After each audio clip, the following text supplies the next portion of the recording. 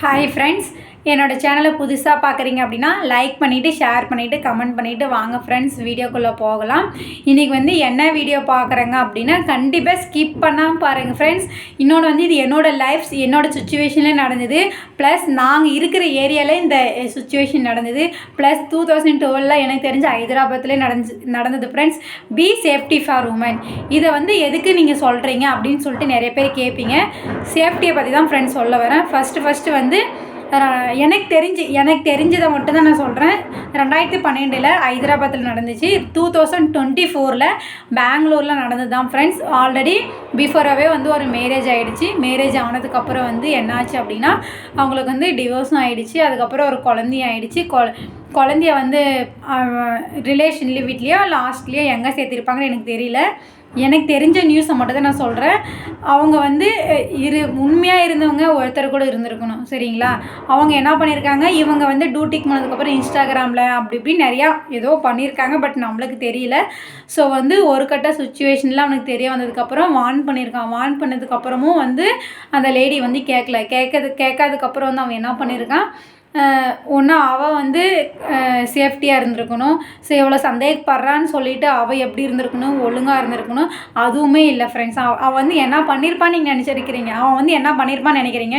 அவன் வந்து அவளுக்கு சாப்பாடில் ஏதோ விஷயத்தை கொடுத்து, அதுக்கப்புறம் அவனை பீஸாக வெட்டி, அதுக்கப்புறம் அதை குக்கரில் போட்டு வேக வச்சு ஃப்ரிட்ஜில் வச்சுருக்கிறாங்க. இந்த இன்சிடெண்ட்டும் 2024 நடந்தது ஃப்ரெண்ட்ஸ். சீரியஸில் உண்மையாகவே முடிஞ்ச வரைக்கும் லேடிஸு பி சேஃப்டியாக இருங்க, முடிஞ்ச வரைக்கும் உண்மையாக இருங்க அப்படின்னு தான் நான் சொல்ல வரேன். அதுக்கப்புறம் ஸ்கூல் ஸ்டூடெண்ட்டு, காலேஜ் ஸ்டூடெண்ட்டு, அப்புறம் சின்ன ஸ்டூடெண்ட் எல்லாம் டியூஷனுக்கு போகிறாங்களே, இப்போலாம் நியூஸ் பார்க்குறீங்களே, நிறைய பேர் நிறைய இடத்துல என்னென்னமோ நடக்குது ஃப்ரெண்ட்ஸ்.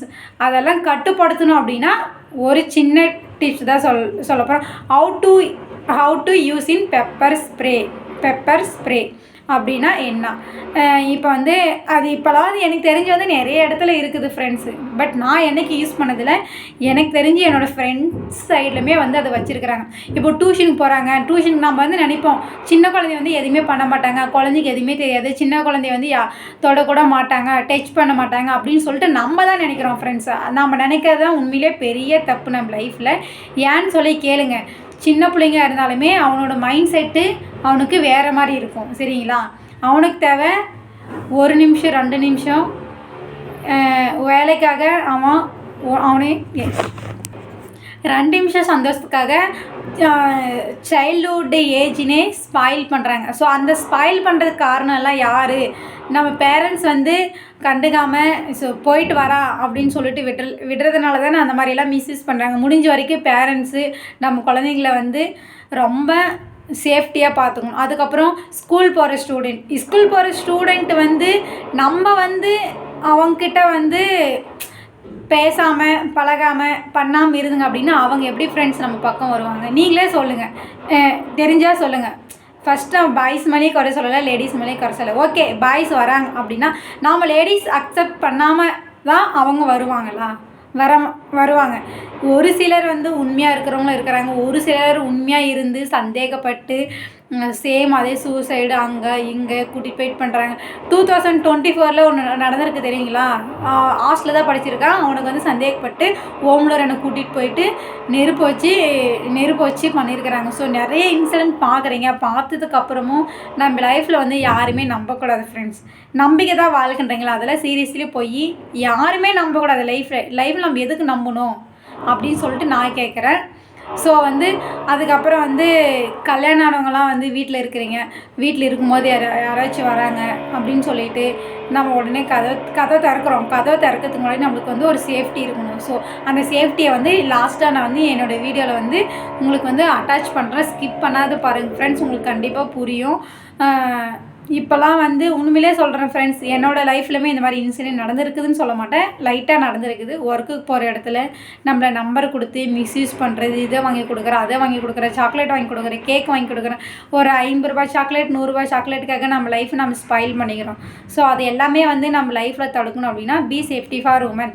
ஸோ சப்போஸ் அவங்க வராங்க, இப்போ நம்ம டியூஷனுக்கு போகிறோம், ஸ்கூலுக்கு போகிறோம், பேக் எடுத்துகிட்டு போகிறோம், நம்மளுக்கு தெரியும் நம்மளுக்கு வந்து அவங்க சந்தேகப்பட்டு வராங்க அப்படின்னா நம்ம அதை வந்து அவங்கள வந்து தடுக்கணும் அப்படின்னா பெப்பர் ஸ்ப்ரேன்னு ஒன்று இருக்குது ஃப்ரெண்ட்ஸ். இப்போ வந்து ஃப்ளிப்கார்ட்டில் நிறைய இடத்துல நிறைய பெண்கள் நிறைய பேர் யூஸ் பண்ணுறாங்க. லேடிஸ் யூஸ் பண்ணுறதோட பாய்ஸ் யூஸ் பண்ணுறாங்க சரிங்களா.